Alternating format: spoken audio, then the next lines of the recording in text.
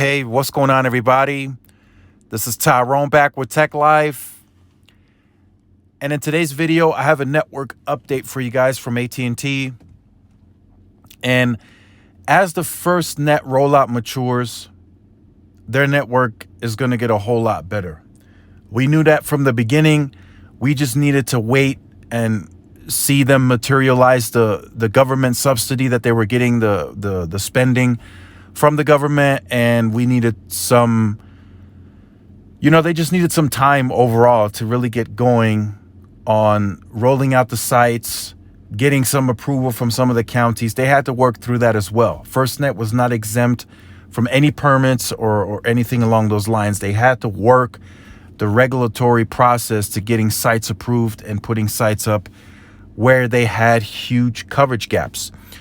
So as you see by the title, and I'll leave this article in the description down below, wireless At&T tower planned at Goldfield, Ghost Town. Now this is in Pinal County. This is in Arizona, 25 miles north along North Mammoth Mine Road and on State Route 88 north of Apache Junction. Now, according to the article, there was a huge gap in coverage. At&T is fully on board and invested in fixing this coverage gap. So they're going to add a 73-foot tall wireless communication tower. They're trying to disguise this site with a special permit. There's a meeting on July 15th, and it's going to be disguised as a mine head frame to blend with the mining town themed environment. So again, with this, At&T's playing ball. They're like, can we add a site? And if we can, what do we need to do to please you guys to get the site up and running? So they said, just go with the theme of the area, disguise it, and we don't mind. So this is going to be good for that area. And of course, first responders were mentioned in this as well. So they'll be able to reap the benefits. Again, as this rollout matures more into the end of this year and then into next year, I had a feeling a couple of years back that eventually At&T would knock on Verizon's door in terms of matching coverage, and then eventually, as it matures even more, they would exceed Verizon's coverage. I've seen a lot of you comment this as well. There's just no real incentive for Verizon to take the network where At&T is going to take it. Verizon's not getting a government subsidy.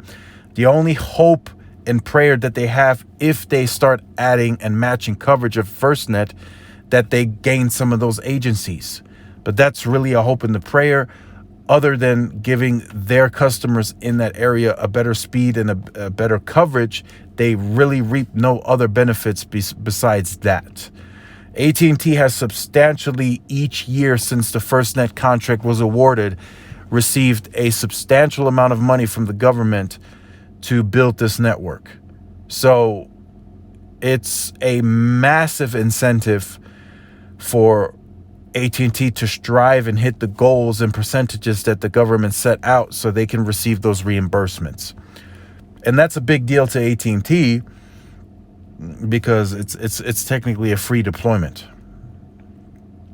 So again, At&T has taken a network to new heights, new limits, where previously, I'm going to assume here that this area likely has zero coverage for At&T. It did mention in the article there's a coverage gap. So I'm predicting there's no coverage at all, probably no service, no speed, no calls, no nothing. And if there is, it's probably a very weak HSPA signal or 1 bar of LTE that serves this area if they do have any coverage in that area. This is a big fill-in. I know this is just one area, but this is happening across the U.S. in the big way.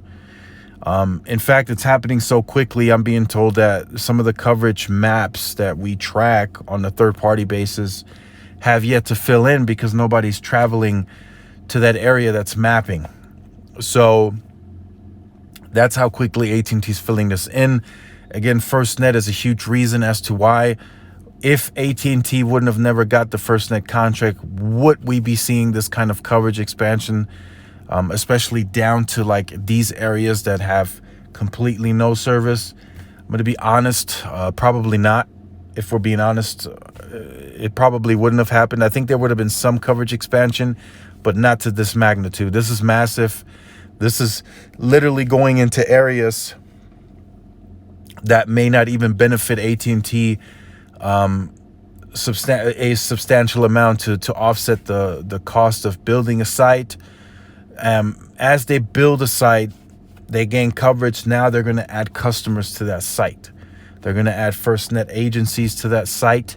So now meaning is they're likely going to have to build more sites now in that same area to offload congestion if that site does get congested. So there's additional investment that needs to come from AT&T beyond the reimbursement from the government.